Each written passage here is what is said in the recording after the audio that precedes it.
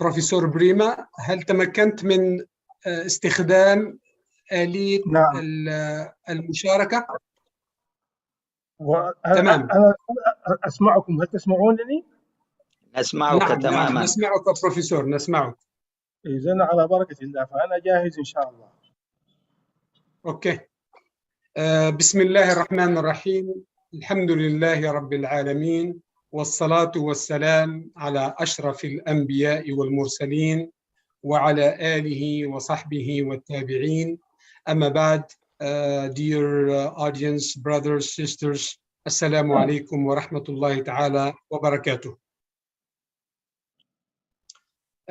We are indeed privileged to have with us today, this morning, probably this afternoon. Now we are in the after 12. We have with us Professor Dr. Muhammad AlHasan Biraima. Let me introduce him to you in this brief introduction. Professor Muhammad AlHasan Biraima Ibrahim is a professor in economics and philosophy of social sciences in University of Al Jazeera in Sudan.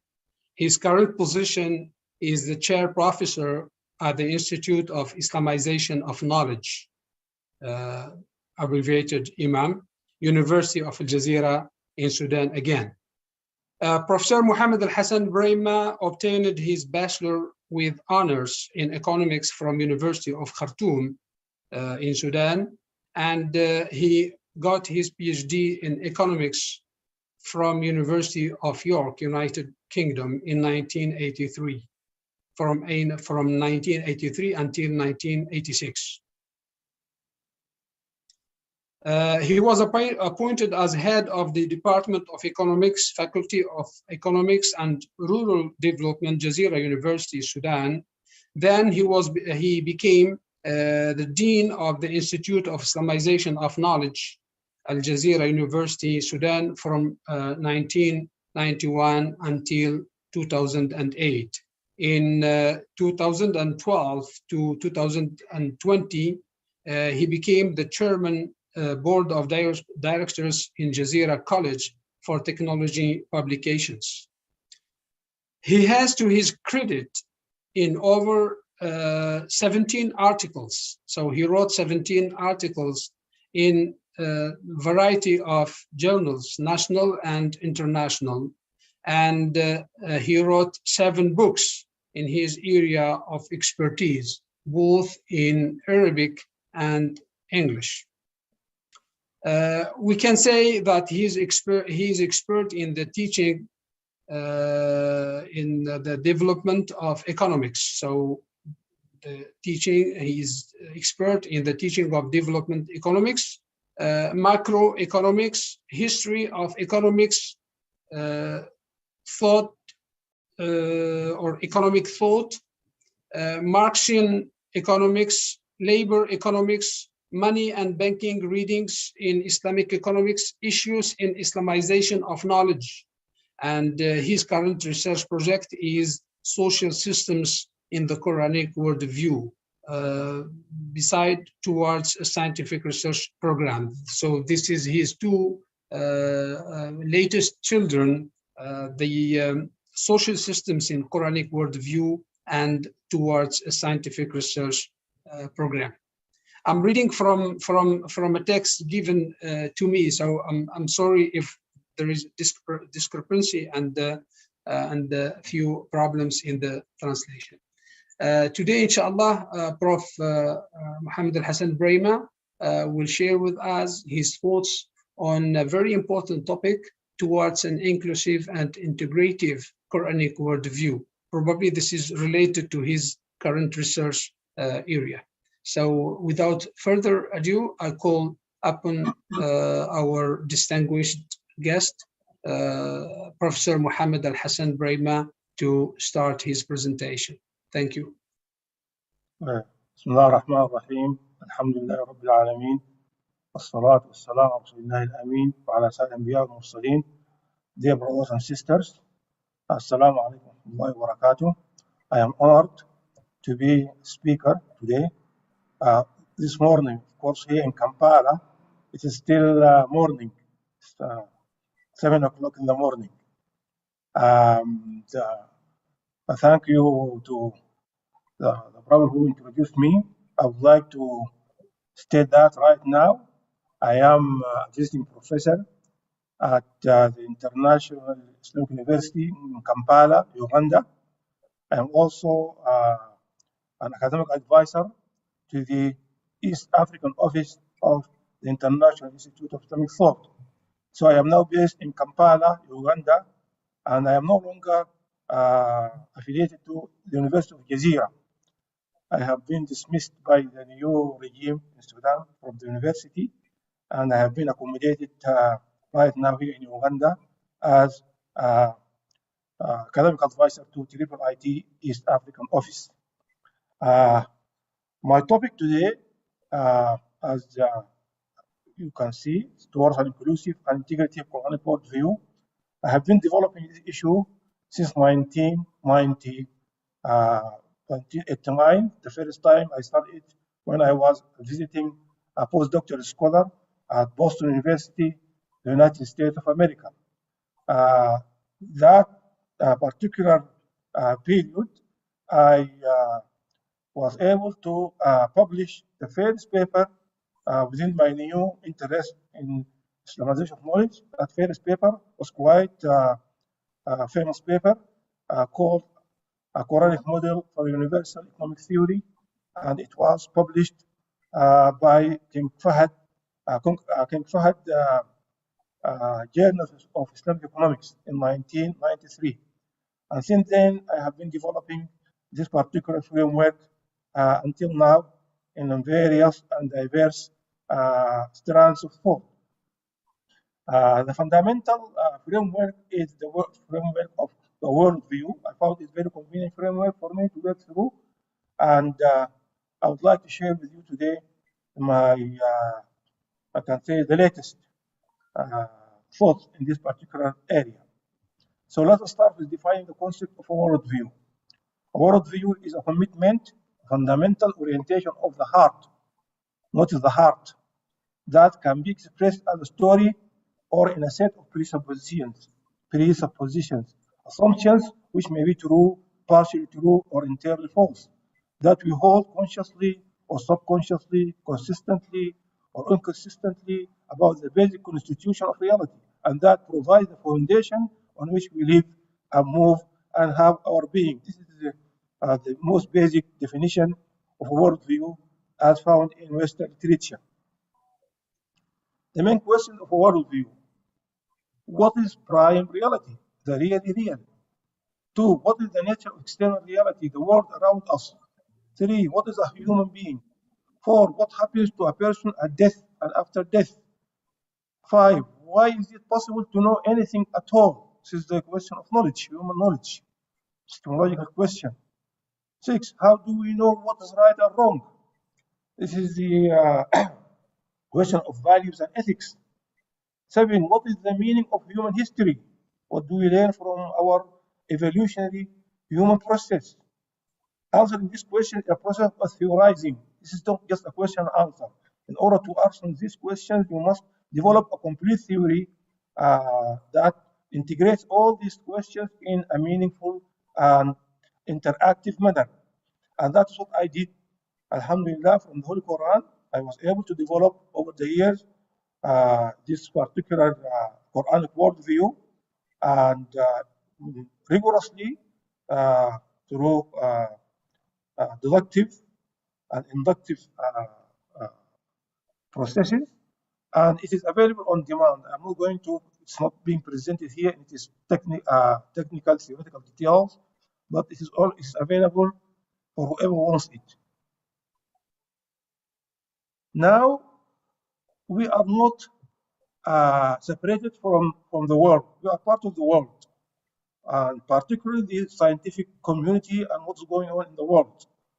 And we have to be part and parcel of it, and we have to make contribution to it.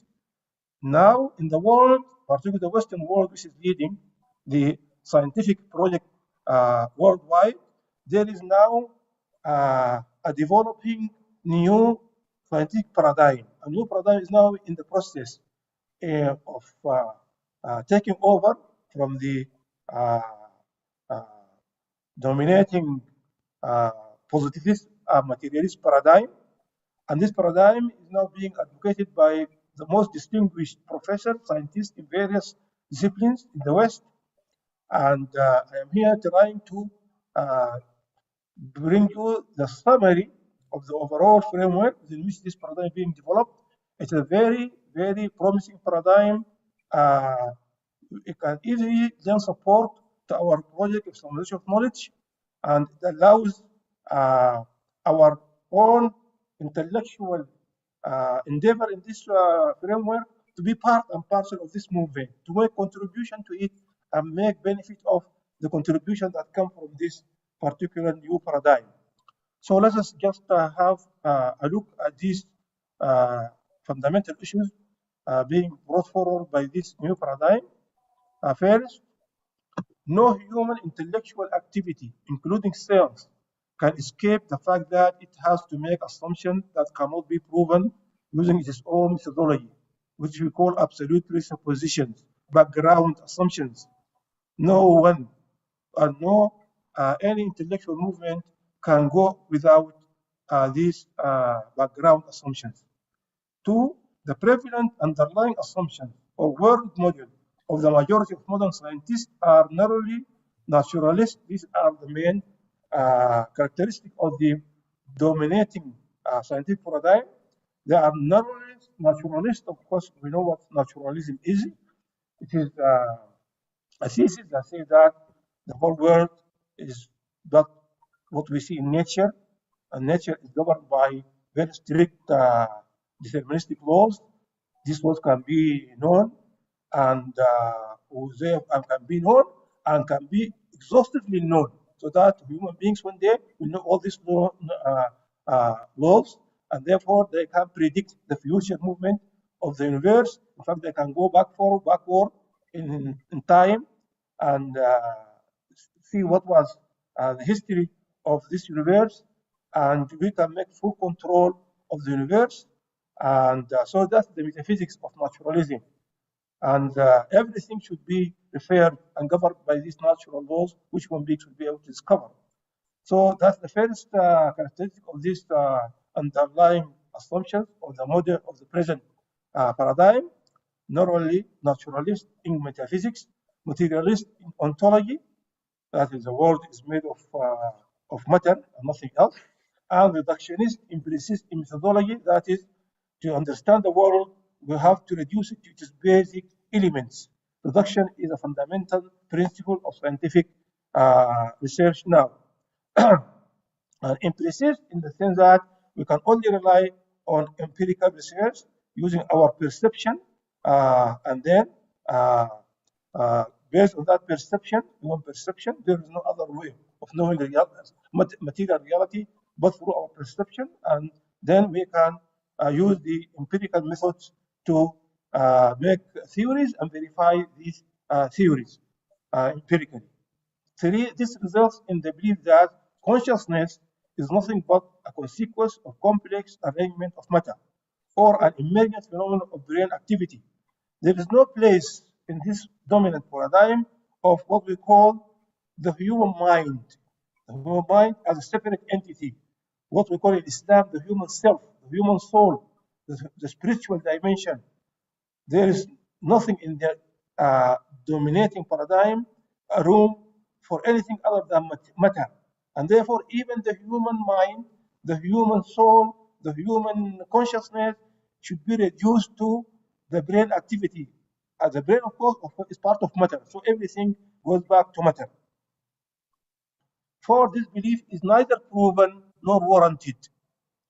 Fifth, in fact, there are well-documented empirical phenomena that contradict this belief. Among them are A, veridical reports of near-death experiences, NDEs, with complex intuitions, perceptions, cognitions, and emotions during well-documented absence of brain activity. B, veridical reports of non-local perceptions that were confirmed independently during such near-death states of absent brain activity. 3. The large database of parapsychology and anomalous cognition research shows in a series of meta-analyses that such non-local perceptions are indeed possible. Of course, all these need a lot of discussion, and there are a lot of work going on there, a lot of books, a lot of publications, and we cannot really go beyond what we can read now.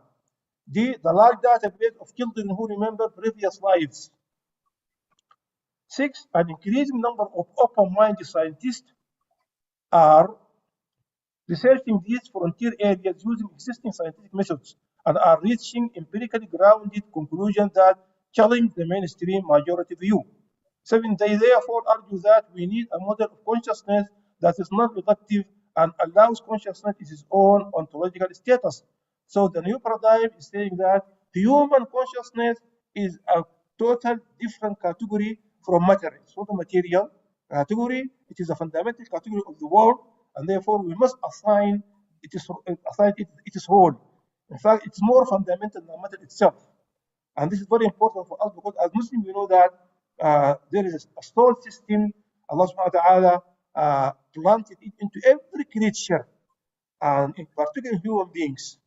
And so with this soul system, we communicate with each other, we understand the universe, we know Allah subhanahu wa ta'ala, we communicate with Allah subhanahu wa ta'ala, and all the creatures of Allah subhanahu wa ta'ala know Allah subhanahu wa ta'ala. This soul system is structured in such a manner that each creature has its own relevant soul system relevant to its purpose in creation and in life. So when the Hudhud speaks to Sayyidina Sulaiman, he speaks from this perspective.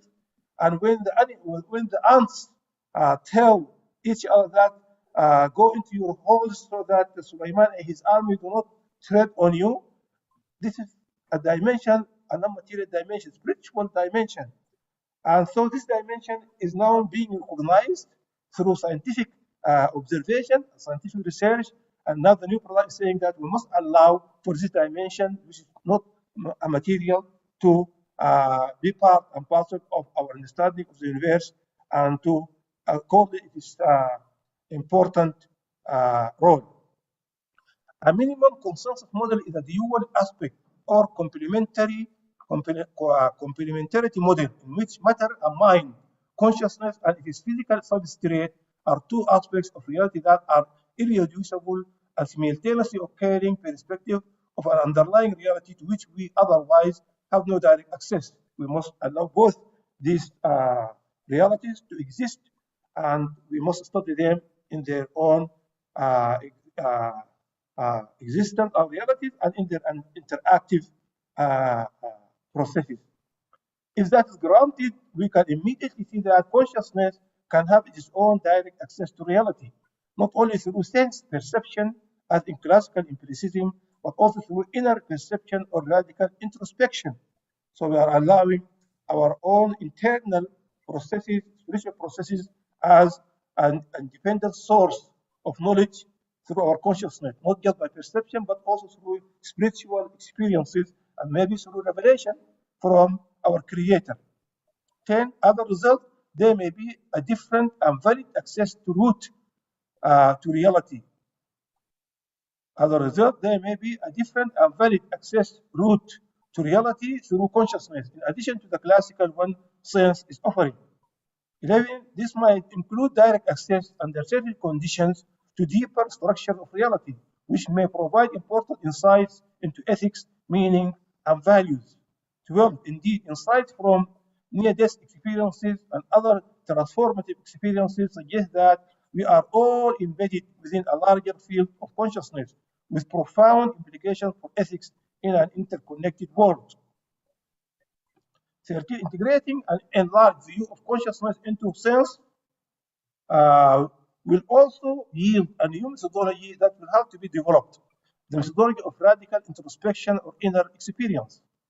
14. In view of the widespread perception that a neuromaterialist worldview is often uncritically passed on to young scientists by mainstream authorities as an adequate explanation of reality and as a precondition for a successful scientific career, These are the scientists who have written this particular document. We call for an open exploration of this topic, and we encourage the scientific community to become more critically self-reflective of the absolute presuppositions on which their activities are based, and to consider expanding their scope. So we should not just indoctrinate our students in our education system through this materialist worldview and presupposition, which are not proven, but we have to be open-minded and we have to expose our students to all possibilities and worldviews. According to the post-materialist paradigm, a mind represents an aspect of reality as primordial as the physical world. Mind is fundamental in the universe. It cannot be derived from matter and reduced to anything more basic. B. There is a deep interconnectedness between mind and the physical world. Of course, now they are proving that the human mind can influence matter. It can even change the structure of matter itself. That much power to the human mind. See, mind can influence the state of the physical world and operate in a non-local or extended fashion. They have shown that human minds can communicate through thousands of miles. Human minds can communicate through thousands of miles.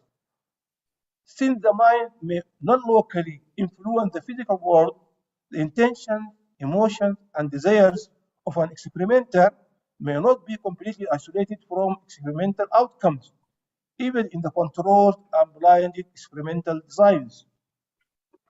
The minds are apparently unbounded and may unite in ways. What's going on here? One mind that includes all individual single minds. They are saying that the minds, human minds, are showing that they are not bounded by any local place or time.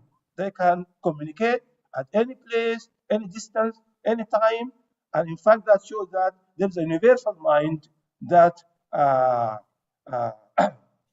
within which all these minds can be integrated. NDEs, that is near-death experiences in cardiac arrest, suggest that the brain acts as a transceiver of mental activity, i.e., the mind can work through the brain, but is not produced by it. NDEs, near-death experiences occurring in cardiac arrest, coupled with evidence from research mediums. These are the mediums who uh, uh, intermediate between the dead and the living human beings. From research medium further suggests that survival of consciousness following bodily death and the existence of other levels of reality that are non-physical. Of course, you remember the Prophet ﷺ when he was talking to the dead of Badr, the kafir of Badr, the dead kafir of Badr, when he was talking to them, and the Sahaba said to him, "O Prophet, how could the dead hear you?" He said to them, "They are not less hearing me than you are hearing me now." So here now they are saying that there are empirical proof that the human being exists beyond their bodily death. There is a human being, there is a spirit beyond the bodily death, proven by empirical data. Yeah? Scientists should not be afraid to investigate spirituality and spiritual experiences since they represent a central aspect of human existence. Post-materialist science does not reject the empirical findings or observations and great value of scientific achievements realized until now. It seeks to expand the human capacity to better understand the wonders of nature, and in the process, we discover the importance of mind and spirit as being part of the core fabric of the universe. Post-materialism is inclusive of matter, which is seen as a basic constituent of the universe, but not the whole constituent of the universe as the paradigm now dominant. The shift from materialist science to post-materialist science may be of vital importance to the evolution of the human civilization. It may be even more pivotal than the transition from geocentrism to heliocentrism, i.e., this is a fundamental revolution that's going to take place where we admit and introduce the human consciousness, the spiritual dimension, as a reality fundamental to the constitution of the universe, maybe more important than the revolution that took place from geocentrism, that the Earth was the center of the solar system, to heliocentrism, when the sun became the center of the solar system and the other planets were revolving around the sun. These were all revolutions, scientific revolutions, human history, and now we are saying that the new revolution that is now gathering pace and taking shape will bring humanity to a new level of knowledge and existence far beyond these revolutions. So now we, in the milieu of Islamization of knowledge, given this new movement at worldwide to introduce a new paradigm in the scientific world, I think we should be part of it. We are in a position to offer alternatives and enrich this new movement far more than any other paradigms or any other worldviews. And therefore, I chose to title my presentation here at this level, a Quranic worldview for a post-materialist self. So as if I'm saying that, well, now, the new paradigm is welcomed within the framework of our Quranic worldview.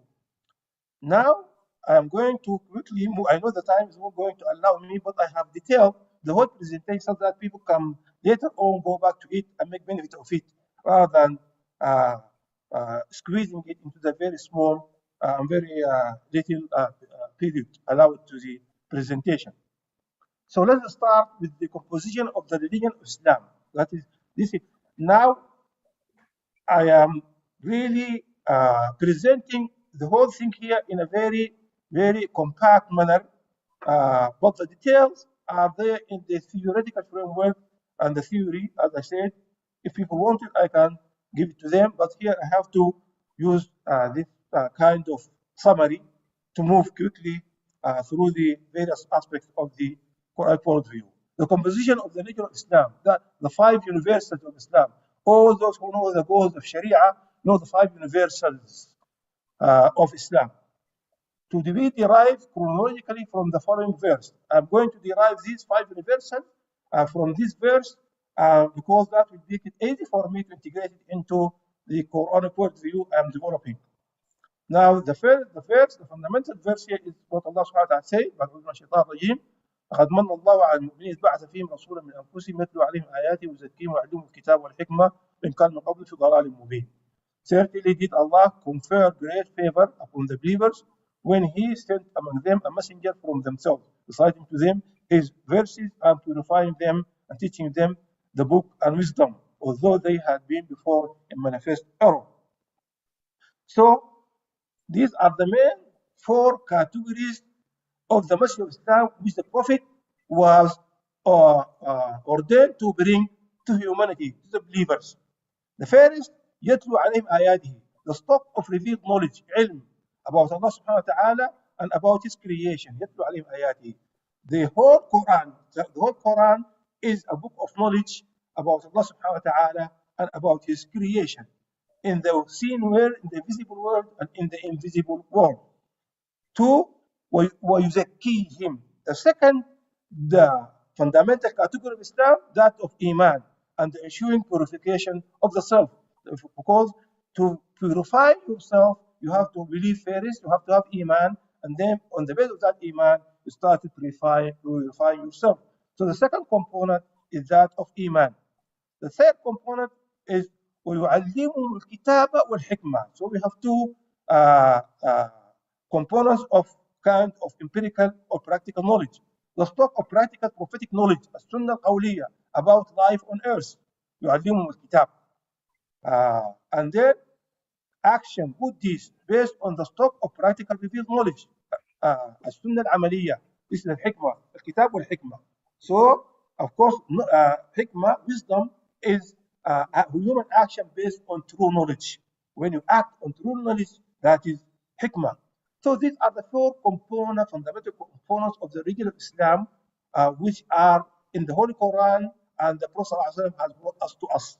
Now we want to decompose these fundamental categories and see what is inside them.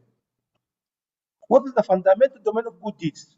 if al-hikmah, wisdom, the sunnah al-amaliyah, and the Prophet has been saying to his companions, خذوا عني مناسككم صلوا كما رأيتموني أصلي. Yeah, so Prophet was saying to his companions, pray as you see me pray. Take from me your Hajj rituals. And the Prophet, the companions were always very keen to follow the Prophet and see how he behaves, and they behave according to his behavior. That is a sunnah al-amaliyah. That is action, translating a sunnah al-qawliyah uh, to a sunnah al-amaliyah, to action in the real world. So what is the fundamental domain of good deeds? If the sunnah al-amaliyah, the wisdom, the action that is required, good deeds are required, the question is, where is the domain of those good deeds, fundamental domain? Let us read this verse. إِنَّا جَعَلْنَا مَعَ الْأَرْضِ زِينَةً لَهَا لِنَبْلُوهُمْ أَيُّهُمْ أَحْسَنُ عَمَلًا. Indeed, we have made that which is on the earth adornment for it, that we may test them as to which of them is best in deeds. Kahf. So the fundamental domain of action, of wisdom for believers, is that what is on earth, what Allah has made on earth as an adornment, as an allurement for them, to test them for deeds. So what is it on the earth that Allah subhanahu wa ta'ala made it adornment, that to test man for good deeds? المال والبنون زينة الحياة الدنيا والباقيات الصالحات خير عند ربك ثوابا خير أملا. Wealth and children are but adornment of the world life, but the enduring good deeds are better to your Lord for reward and better for one's hope. So wealth and children are the fundamental categories as bounties on earth that are supposed to be the foundation for our action. They are both for sustenance and also for allurement, testing us. Thus, wealth and children are the fundamental entities both for the sustenance of human life and as an allurement to test man for good deeds. From the above deductive steps, we derive the 5 universals of Islam, with the self mediating the consciousness domain, that's the domain of Iman, and knowledge, K and I, K for knowledge, I for Iman. So again, from the above deductive steps, we derive the 5 universals of Islam, with the self mediating the consciousness domain, the domain of knowledge, the domain of Iman, which is internal, and the action domain, WC, wealth and children. So these are the 5 universals that make the composition of Islam and the composition of the Holy Quran: knowledge, Iman, self, wealth, and children. Of course, in the traditional subject of the goals of Sharia, we all agree about the last 3: the self, the wealth, and children.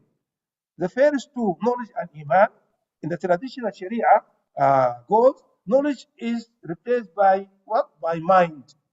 But in the Holy Quran, it is knowledge, not mind. Mind is a means.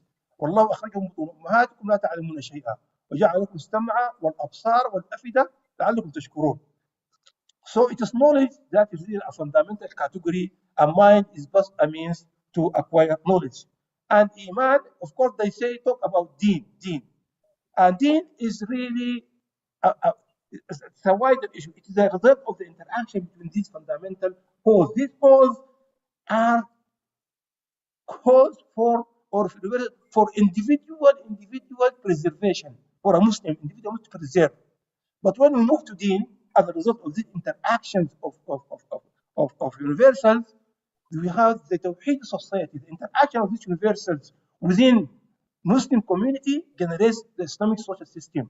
The Islamic Tawheed social system is the deen, the iqam the deen on earth. It is the deen, it is the Tawheed social system that is the 6th, in fact, universal, which in the Sharia goal, they call it the deen, hifz al-deen, the sustenance of the universal of deen. The universal of deen is the 6th category. The 5 whole universals are for individual preservation for a Muslim, and the 6th category, deen, that means the Tawheed social system, the resulting from the interaction of these 5 wholes or 5 universals within a framework of social community or interactive human beings or interactive believers. So now let us see the systemic relationship between the 5 universals of Islam: the Tawheed social system. The five universals are not independent of each other, but causally related, with Iman as the primary intended goal to be preserved by dynamically controlling the systemic interaction of the other four entities. They have a systemic interactive relationship that results in the creation of the Islamic Tawheed social system as an empirical reality, إقامة الدين. So we are asked by Allah subhanahu wa ta'ala أن أقيموا الدين ولا تتفرقوا في أقيموا الدين. أقيموا الدين, that means make sure that the social system in real life is based on Sharia, based on Tawheed. This systemic relationship is also the core of the Tawheed worldview, which is a conceptual subsystem of the Quranic worldview, as we will see below. Now, let us come to the Quranic worldview for a post-integrative sense, a schematic model. Now, this schematic model is based on the theoretical framework I told you about. Let me see what time am I left with. Okay, 2 minutes. Now, this figure 1 depicts the Quranic worldview theoretically derived by the author from the Holy Quran, available on demand. Now, this is the figure 1. It's a famous figure in Arabic, originally in Arabic, and now it is being translated into English. It's a very detailed framework. People can go through it carefully and at their ease and peace, and they can see that at the top level we have the ontological realities that interact with the human self. We have Allah subhanahu wa ta'ala, the creator, and we have his fundamental creation that interact with the human self to create reality on earth. So we have the angels, we have Satan or the jinn, we have the universe, we have the allurement of life on earth, the wealth and children. Okay, we have the revelation, the Quran with us now. These are all categories or entities at the ontological level that interact with the human self. They all feed into the human self, as you can see. They converge into the human self, and they interact with the human self, and the human self then, from the human self, emerges two alternatives: Tawheed knowledge with its own implications, or Tawheed social system, or the whimsical alternatives based on dunya or pure secular knowledge, and generating the secular social system as an option for human beings. So let me go back and try to give you the fundamental ideas or implications of this framework. Firstly, the decisive role of the five universals of Islam. First, the decisive role of the five universals of Islam: knowledge, Iman, self, wealth, and children, and their interactions, social system, in the determination of the Quranic worldview. If you can see there, we see that we have the five universals: the human self, wealth, and children there, and we have Iman here, and we have Tawheed knowledge here. So these are fundamental, these universals are fundamental categories and foundation of the Quranic worldview, and their interaction brings us the Tawheed social system defined by the columns A. The right hand column A gives us the Tawheed social system resulting from the interaction of the Tawheed knowledge and the human self, wealth, children, and yes, wealth, children, and knowledge, human knowledge, the wealth, children, and the human self. Together, they give us an iman, These are the five poles that when they interact, we have this Tawheed social system as represented by the right hand column of boxes defined by A. Now, also notice that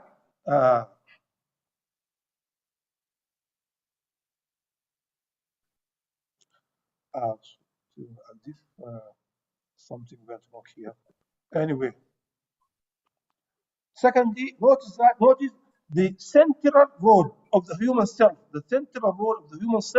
with its qualities of transgression and piety in dividing the Quranic worldview into two sub-worldviews, the Tawhid worldview, column A, and the secular worldview, column C.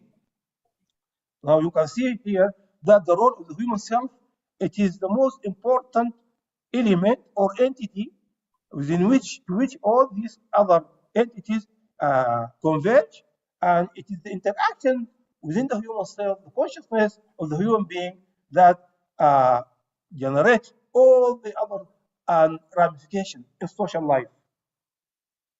Thirdly, the fundamental role of the universal knowledge in the differentiation between the Tawhidi and the secular worldview.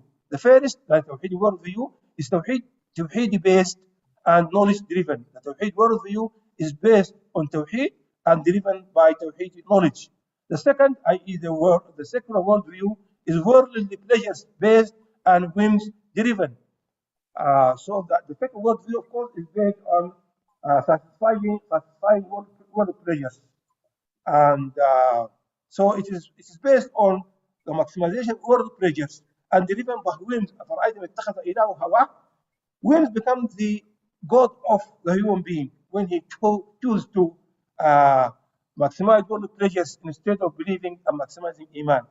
Fourthly, the decisive role of the integration of knowledge in the Quranic worldview. This can be seen from the convergence of multi sources of knowledge. Allah subhanahu wa ta'ala, angels, Quran, universe, earthly realities, that is wealth and children, on the self, and the emergence of Tawhid knowledge as the cognitive output resulting from ontological and epistemological integration of knowledge derived from these sources. Now, the following figures depict the emergent social subsystem of the Quranic worldview, because the fundamental aspect of the Quranic worldview is the human being. The human being is the core of the Quranic worldview, because he is the vicegerent on earth, and the whole universe is created for him, to test him, and the whole world will be dismantled again, and to raise the human being again for the day of judgment, and to judge him or his deeds here. So the fundamental aspect of the Quranic worldview is to give us an idea about this fundamental, what I call the master plan of creation, the human being and the social systems and the tests that are set for him on earth. Now, as we see, this is the Tawhid social system, the right-hand column of the Quranic worldview, as shown in the previous chart. The Tawhid social system, you see, at its core, we have the maximization of Iman as the fundamental goal, and we have the tranquil self. The human self is this is a normative system. In the normative Tawhid system, the human self becomes a tranquil self. So this is theoretically assumed that a Tawhidi, pure normative Tawhid social system is based on a tranquil self, with its purpose to maximize the Iman, the belief in Allah subhanahu wa ta'ala. This human self is interacting with the other universes. We have talked about Tawhid knowledge, children, and wealth. This interaction, of course, takes place on earth, right? This interaction, so these are the five folds. You see them, there are the five universes. The self, the Iman, wealth, children, and knowledge. But when many Muslims or many people come together and interact, say here, when many believers come together and interact with each other within the domain, within the economic domain, wealth indicated by wealth, or within the social domain indicated by children. By the way, these are all generic concepts. They are not concepts that you just they have a very limited domain. They are generic concepts. Children start from the relationship between the female and male, sexual relationships, and the resulting children that come from this relationship, then the family that's being created through this relationship, then the extended family, then the tribe, then the clan, and then the nation. That is, all these processes are part and parcel of the concept of children. It is a generative concept. And so is wealth, starting from the natural resources, natural resources, then the value added by the human beings, generating economic products, and then the economic system, this institution, all these ramifications all are within this generic concept. So it's also Tawhid knowledge, with all its ramifications, social knowledge, natural knowledge, philosophical knowledge, whatever. And so also the human self. The human self is also a generic concept, which is transgressive nature, which is pious nature, which is consciousness, which is mental domain, which is volitional domain, which is emotional domains. So we must understand these are fundamental conceptual, fundamental uh, uh, generic concepts. When we go through them, the whole panorama of life comes out of the interaction. So we have the social, these are the systems, subsystems that result from this interaction. We have the economic system, we have the political system, because we must have a political system to coordinate and organize society. We have what I call social system, a biological social system. The social system is a biological social system relating to the kinship system of the relationship between females and males, the family relationship, and the children that come up. So it's a kinship system, not social system as such. Social system can be the whole system, but I mean here the kinship system that comes out of the relationship between relatives. And then we have the educational system, because to have purification of the self requires education. And the education system is a fundamental system for the Tawhidi social system. And then we have the epistemological system, because we need to generate knowledge in order to have a Tawhidi social system. And in order to have a purified human self, we need epistemological system to generate knowledge. And on basis of that knowledge, we have to have an education system, and also need to organize and administer our overall social system and its subsystems. And then we have the secular social system, that is the left side of the Quranic worldview. The secular social system is based on the transgressive self. The transgressing self is the main fundamental self. It's a normative self. It is purely based on transgression, pure.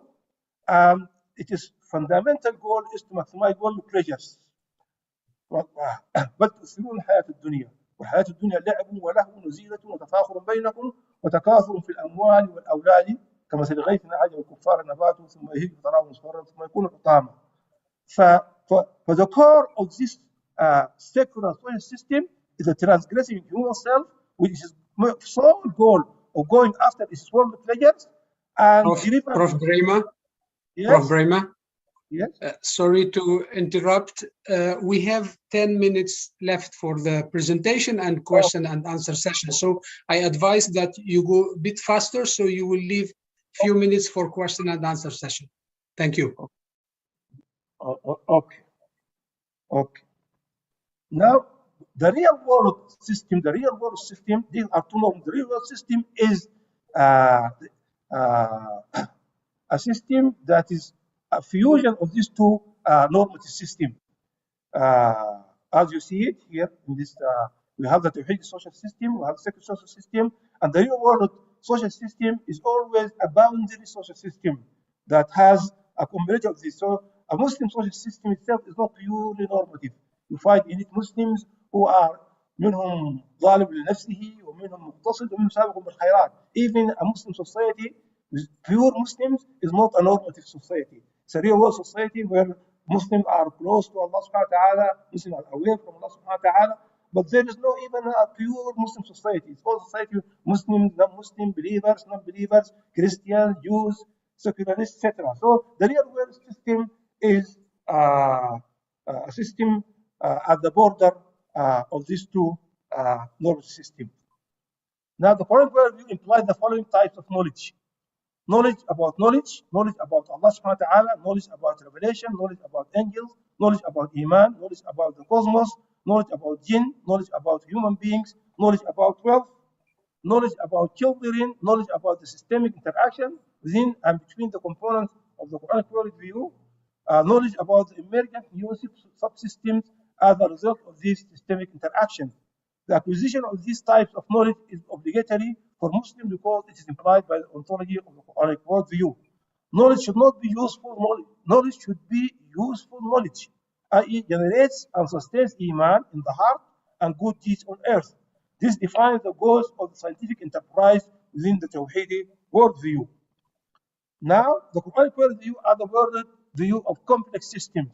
Now, I have many definitions of these concepts, systemic concepts that are required for this particular aspect of the Quranic worldview as a worldview of complex system.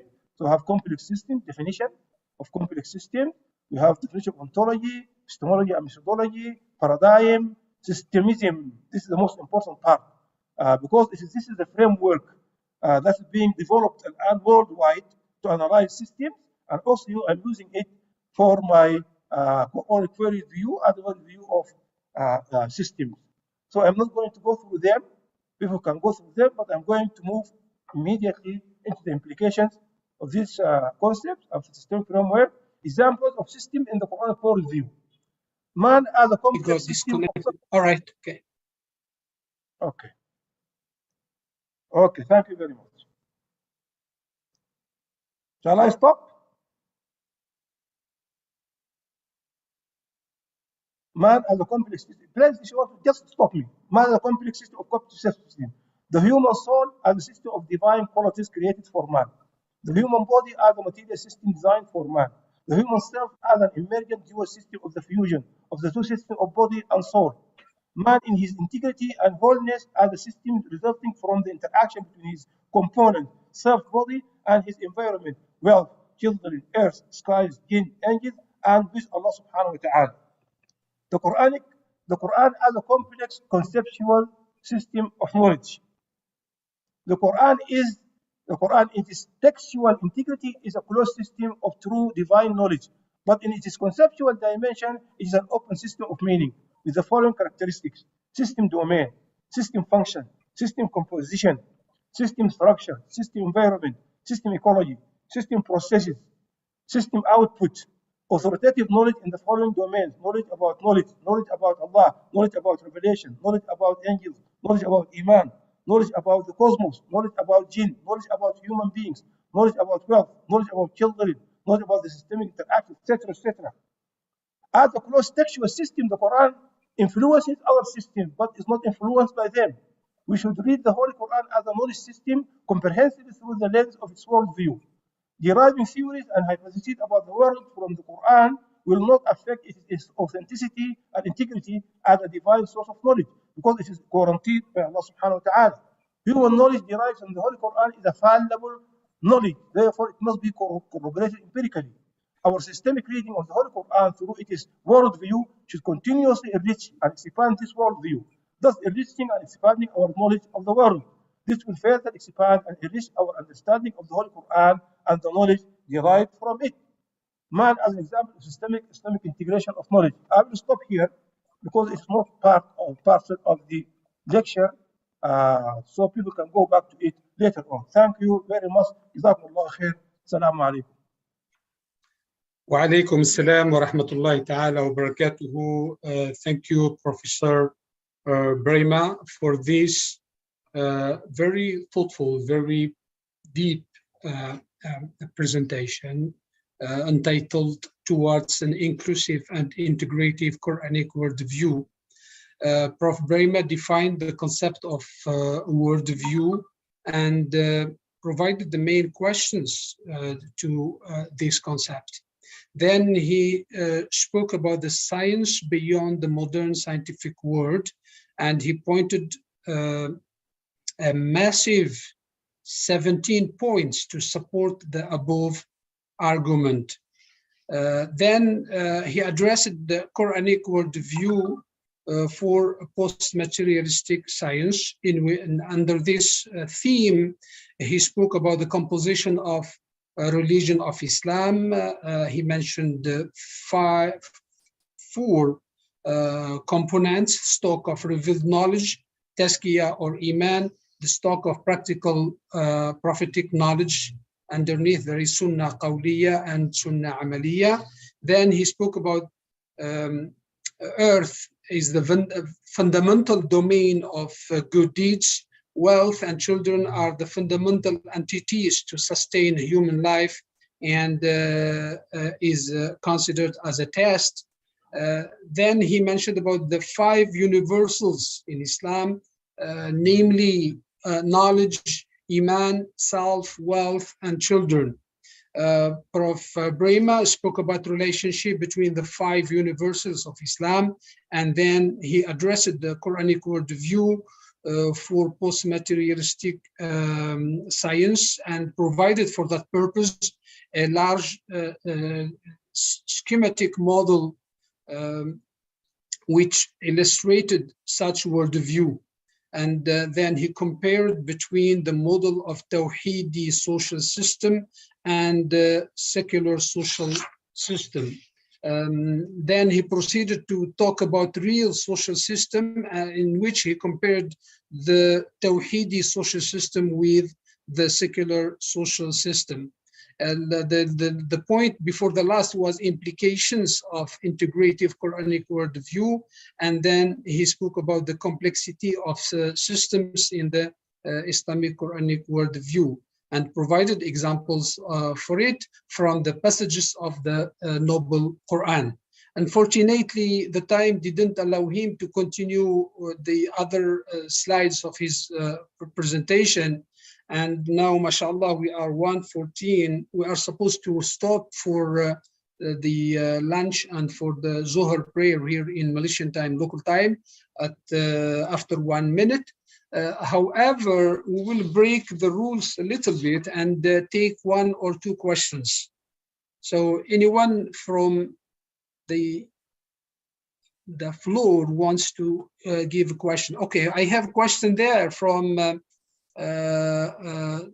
Mr. Ruslan Hassan. Simplicity, unlike simplistic, is being simple after knowing. This is the statement. To you, Prof. Biraima, how to avoid reductionist from being simplistic? This is question from Dr. Brother Ruslan Hassan. How to avoid? How to avoid reductionist from being simplistic. I think it is in the chat box, Prof, if you want to see the question. If Brother Ruslan is around, he can ask the question verbally, so at least the Prof. Biraima will understand what he means by reductionist. Brother Ruslan?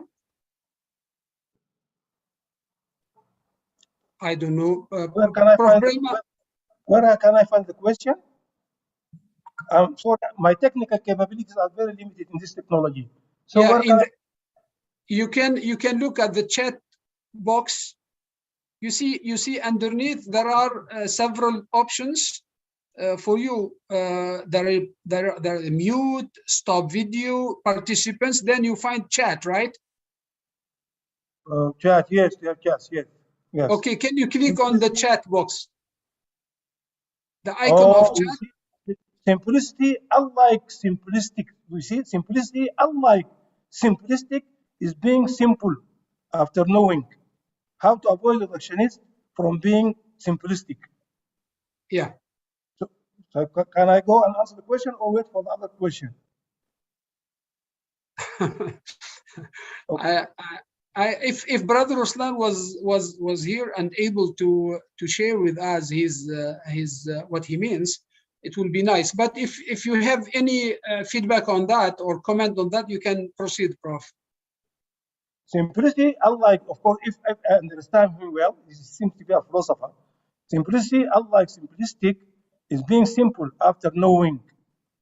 How to avoid reductionist from being simplistic. Now I can understand the first part of the question. Simplicity, of course, in this being simple, of course. The more you are knowledgeable, the more you realize that you are really you don't know much. The more you are knowledgeable, the more you know that you know very little, and then you become humble. And so being humble is part of being simple. And the more you know, from a Islamic perspective, the more life becomes for you it's just a passage that will leave behind you, and therefore you simplify your life to the basics that will enable you to worship Allah subhanahu wa ta'ala and realize His deen in your life. How to avoid reductionist from being simplistic? Maybe reductionist here, he means that to reduce complexity of life to a very simple life, but at the same time not to be simplistic. Simplistic, that is to have a trivial life or to trivialize life. Life is not trivial. It cannot be trivialized. Life is a very sacred creature of Allah subhanahu wa ta'ala. It has to be honored. It has to be enriched by Iman and by all fruitful and good deeds. And we have to reflect Allah subhanahu wa ta'ala's vigilancy in life. So we cannot reduce a simple life to a simplistic life that is a very boring and very monotonous life. If I can understand that, that's what my reaction, understanding of it. Thank you, Prof. Biraima. Do we have any further question? We can take one more question before we move to the Salatul Dhuhr here. There is one question inside the chat box before the question from AlHasan. Okay, let me check.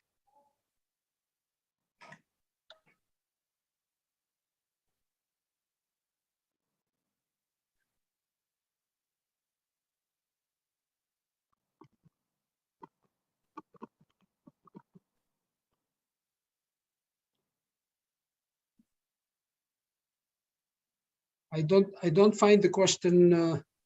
Yeah, I can read the question. Yeah, please read the question. Please read the question. Prof. Biraima, can you hear us? All right.